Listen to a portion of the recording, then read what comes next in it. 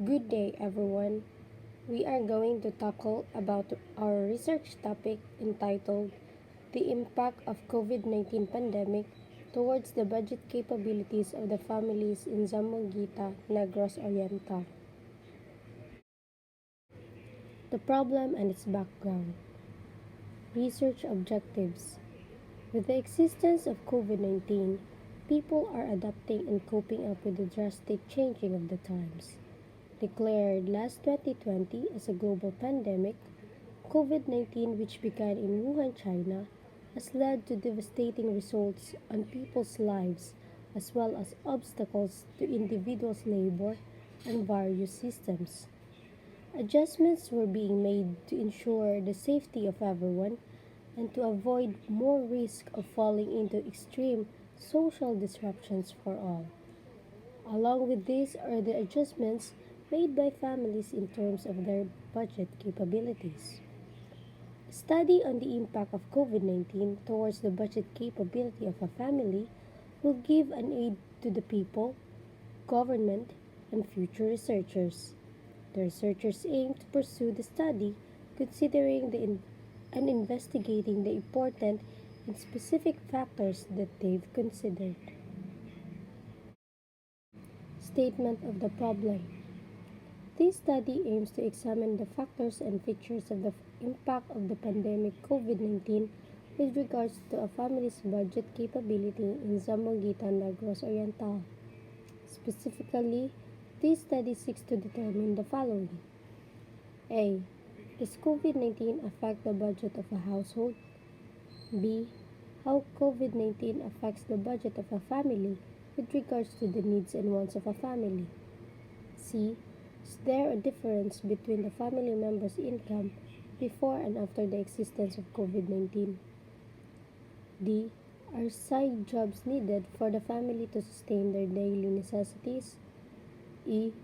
How does the Philippine government programs help their lives in terms of budget? F. What are the struggles or challenges of a family in terms of family budget? G. What are the recommendations stated to have effective and efficient budgeting? H. What are the implications of the results of this study? Table 1 shows the age of the respondents. 91.5% or 361 respondents' ages are from 15 years old to 25 years old. 6.4% or 25 respondents' ages are 26 to 36 years old. 2.1% or 9 respondents' ages are 37 and above. Table 2 shows the number of people in a household. 51 or 12.8% of the respondents have 1 to 3 members in the family. 252 or 63.8% of the respondents have 4 to 6 members in their family. 75 or 19.1% of the respondents have 7 to 9 members in their household. Lastly, 17 or 4.3% of the respondents have 10 or more family members. This means that most of the respondents have a few members only in their respective houses. Table 3 shows the income or budgets of each of the respondents' household pre-pandemic. 25.5% or 100 individuals answered less than 5,000 pesos. 36.2% or 142 individuals answered 5,001 pesos to 10,000 pesos. 12.8% or 51 individuals answered 10,001 pesos to 15,000 pesos. 12.8% or 51 individuals answered 15,001 pesos to 20,000 pesos. 12.8% of or 51 individuals answered more than 20,000 pesos. This means that most of the respondents have income or budgets of 5,001 pesos to 10,000 pesos. Table 4 shows the response to the question about COVID-19 affecting the household's income or budget. 336 or 85.1% of the respondents have answered that COVID-19 affects their income or budget, while 59 or 14.9% of the respondents have answered that COVID-19 doesn't affect their income or budget. The results have considered the fact that COVID-19 greatly affects the family's income or budget due to lots of restrictions and protocols. Table 5 is based on the answer on Table 4. Table 5 shows how COVID-19 impacted their household's budget. 98 or 29.3% of the respondents answered positive, while 238 or 70.7% of the respondents answered negative.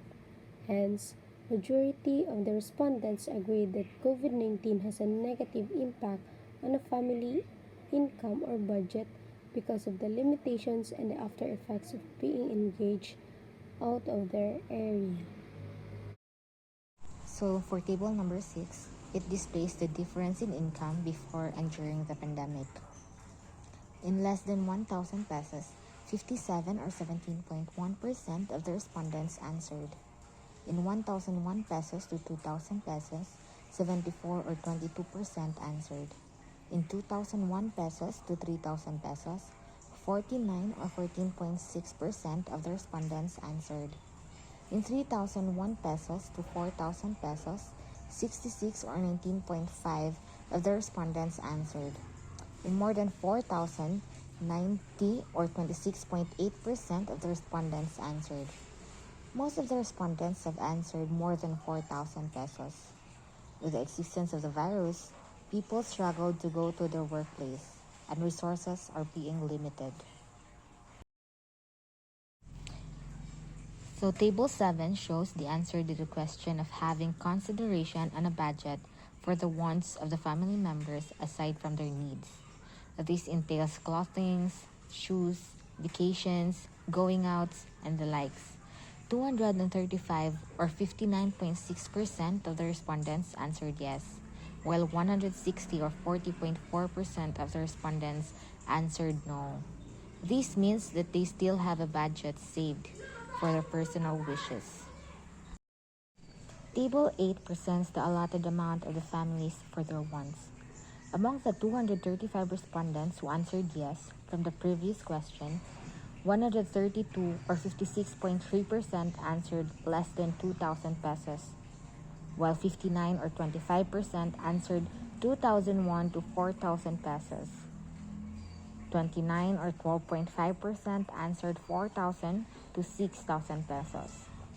15 or 6.2% answered more than 6,000.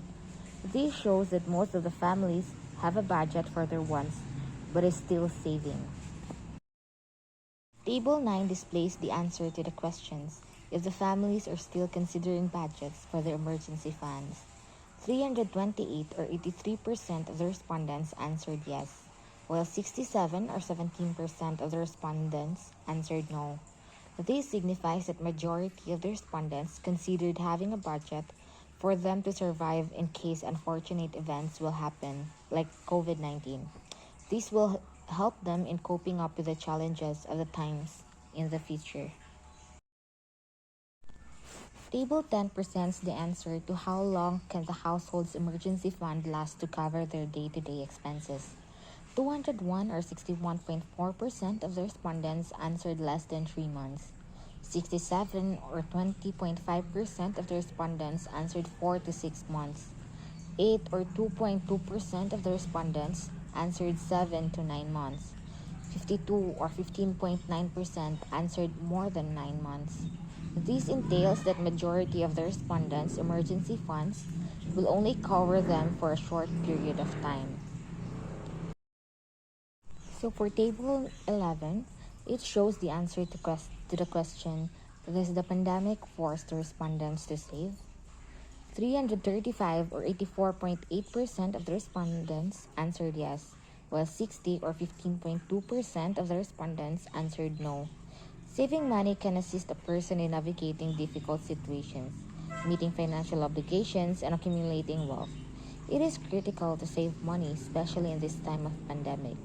That's why majority answered yes. So for table 12, it displays the answer to which options has led the respondents to more savings. 127 or 37.8% of the respondents answered on not going out to eat or drink. 272 or 81.1% answered on not spending in clothing or fashion. 208 or 62.2% answered on not spending on major purchases. 254 or 75.7% answered on not going on a vacation. 9 or 27% answered on others, like not spending on motorbike parts. Most of the respondents answered on not spending on fashion or clothing, as well as not spending on vacation. Vacation during pandemic is critical, for the virus is airborne. This will positively result to saving. It gives a family financial security and flexibility, as well as protection in the event of a financial emergency. Table 13 displays the answer on which to spend more in this challenging time.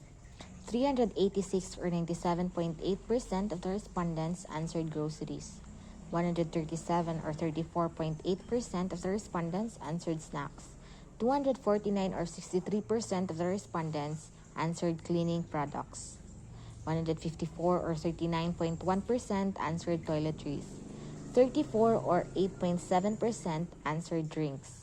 34 or 8.7% answered entertainment. 112 or 28.3% answered new hobby. 9 or 2.2% answered others like skincare. Hence, majority of the respondents prioritize groceries since it is really important for them to survive. Cleaning products come second to get the highest percentage, for it will help in sanitizing their place. Table 14 shows the number of respondents doing side jobs. 160 or 40.4% of the respondents answered yes. The other 235 or 59.6% of the respondents answered no. Despite the obstacle, majority of the respondent is not engaged in side jobs. Table 15 presents how satisfied are those respondents who are having side jobs. 7.4% or 12 respondents commented very satisfied. 37% or 59 respondents commented satisfied. 33.3% or 53 respondents commented somewhat satisfied. 22.2% or 36 respondents commented not satisfied. Most of the respondents answered satisfied. Having an extra income ensures extra financial security for the family. Thus, having side jobs offers skills, opportunities, and most of all, money. Table 16 shows the answer about on whether side jobs add to a family's budget or not. 107 or 66.7% of the respondents answered yes, while 53 or 33.3% of the respondents answered no. This entails that side jobs are necessary to add up in their budget since it is capable to pay for their daily payables. Table 17 presents the number of respondents who were able to avail funds from the government. 202 or 51.1% of the respondents answered yes, while 193 or 48.9% of the respondents answered no. Most of the respondents availed funds from the government. This enabled families to deal with COVID-19 in terms of financial aspect.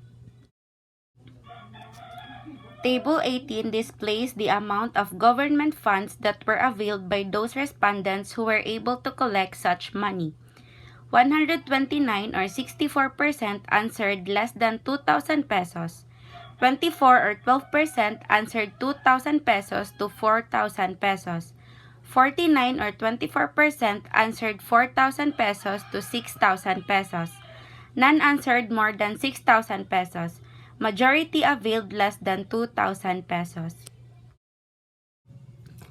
Table 19 shows how satisfied are those respondents who were able to avail money from the government. 14 or 6.9% of the respondents answered very satisfied. 90 or 44.8% of the respondents answered satisfied. 84 or 41.4% answered somewhat satisfied. 14 or 6.9% answered not satisfied. Most of the respondents answered satisfied for the amount of fund from the government. Summary of findings. The existence of COVID-19 affects the household's income or budget in Zamboanguita for 85.1%. The pandemic has had a detrimental influence on the majority of the household's income or budget. Despite the COVID-19 pandemic, most of Zamboanguita families still consider establishing a budget for their wishes aside from their necessities of less than 2,000 pesos, as well as budget for emergency finances connected to COVID-19 for 3 months coverage, and that it forced them to conserve money. The data acquired reveals that there is more than 4,000 pesos difference in family members' income before and after the existence of COVID-19, with some of them engaging in side employment to supplement their income. The majority of the families were able to get funds from the government, with the majority receiving less than 2,000 pesos and being satisfied. Many families face financial difficulties as a result of poor money management skills and poor decisions on the usage of income and credit. Uncontrollable variables like unemployment might aggravate a family's financial difficulties. When purchasing becomes out of hand, a lack of communication can produce issues. Addiction, mental issues, and stress are among factors that contribute to irrational spending practices in families. Conclusions. The result of the survey shows that COVID-19 resulted in a major setback on the household's budget or income. However, they are still optimistic that they can still save and set aside a budget for their emergency fund despite the fact that their salary has been negatively affected. They created a plan to prohibit themselves from spending unnecessarily. Unsurprisingly, they spend more on groceries during the pandemic. 40.4% are doing side jobs and are satisfied with their additional income. 48.9% were able to avail for funds given by the government and were satisfied as well. Thus, this gives us the summary that the people in Zamboanguita, despite the fact that their income was negatively affected, are still standing still with the help of the government and by doing side jobs. Thank you for listening. God bless.